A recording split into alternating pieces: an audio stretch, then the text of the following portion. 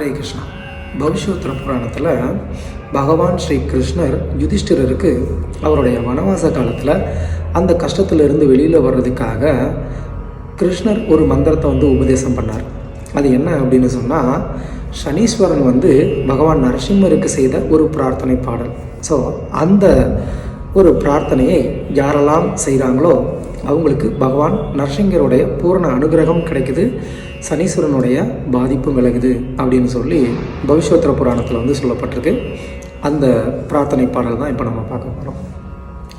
ஸ்ரீ கிருஷ்ண உவாச்ச சுலபோ பக்தி யுக்தானாம் துர்தர்ஷோ துஷ்டசேதசாம் அனன்யகதிகானாம் ச பிரபுர்பக்தைகவத்சல சனீஸ்சரஸ்தத்ர நృసింగదేవ స్తుతిం చాకరామలసిద్ధవృత్తి ప్రణమ్య సాష్టాంగమశేషలోక కిరీట నిరాజితపాదపద్మం.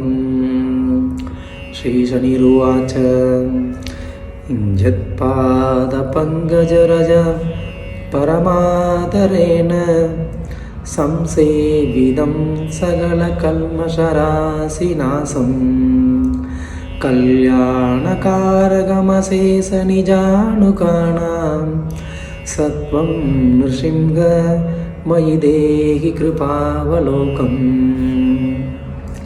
సర్వత్ర సంచలదయా స్థితయా గిలక్ష్మ్యా బ్రహ్మాదివంత్యా పదయా స్థిరయాన్యసేవీ పాదారవిందయుగళం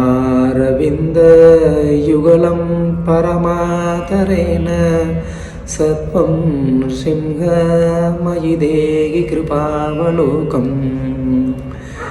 యత్రూపమాగమశిర ప్రతిపాద్యమాద్యం ఆధ్యాత్మికాది పరిదావగరం విచింత్యం యోగీశ్వరైరవగత అఖిలదోషశంకై సత్వం నృసింహ మయి దేహి కృపావలోకం.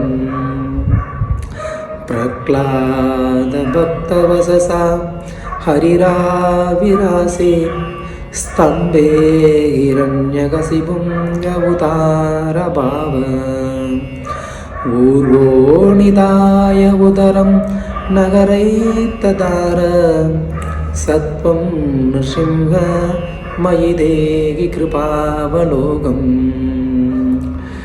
యోనైజభక్తం మనలాంబుదిభూధరోక్ర శృంగప్రపాద విసదందసరీసృపేభ్య సర్వాత్మక పరమకారుణికో రక్ష సత్వం నృసింహ మయి దేహి కృపావలోకం. జన్నిర్వికార పరరూప విచింతనేన యోగీశ్వరరా విషయవీద సమస్తరాగ విశ్రాంతిమాపుర వినాశవదిం పరాజ్ఞాం సత్వం నృసింహ మయి దేహి కృపావలోకం. యత్రూపముక్రం మరిమత్తనభావశాలి సంచింతనేన సకలభవభీతిహారీ భూతజ్వరగ్రహసముద్భవభీతినాశం సత్వం నృసింహ మయి దేహి కృపావలోకం.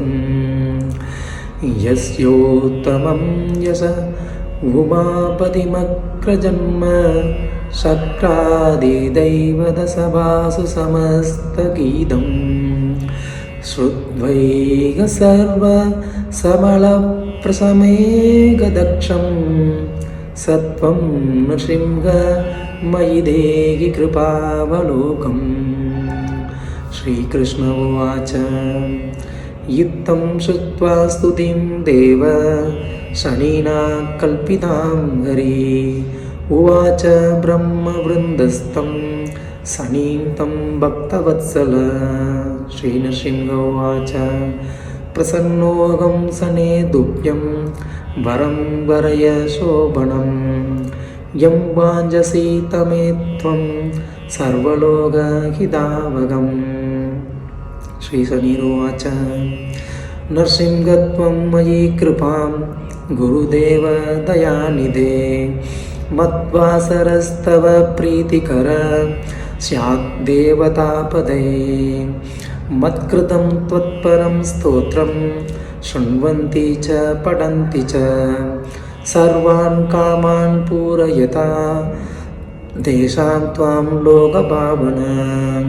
श्रीनरसिंह उवाच तथैवास्तु शनेकं वै रक्षो भुवनसंस्थितः भक्तकामान् पूरयिष्ये त्वं ममैकं वच शृणु।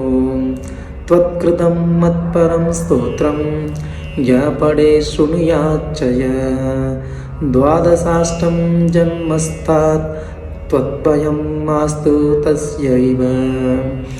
शनिर्नरहरिं देवं तदेति प्रत्युवाचः ततः परमसन्तुष्टो जयेति मुनयो वदन्। श्रीकृष्ण उवाच इदं शनैश्चरस्यादनरसिंहदेव संवादमेतत् स्तवनं च मानव शृणोति य श्रावयते च भक्त्या सर्वाण्यभीष्टानि च विन्दते ध्रुवम्। इति श्रीभविष्योत्तरपुराणे श्रीशनैश्चरकृत श्रीनरसिंहस्तुति समर्पयामि सम्पूर्णम्।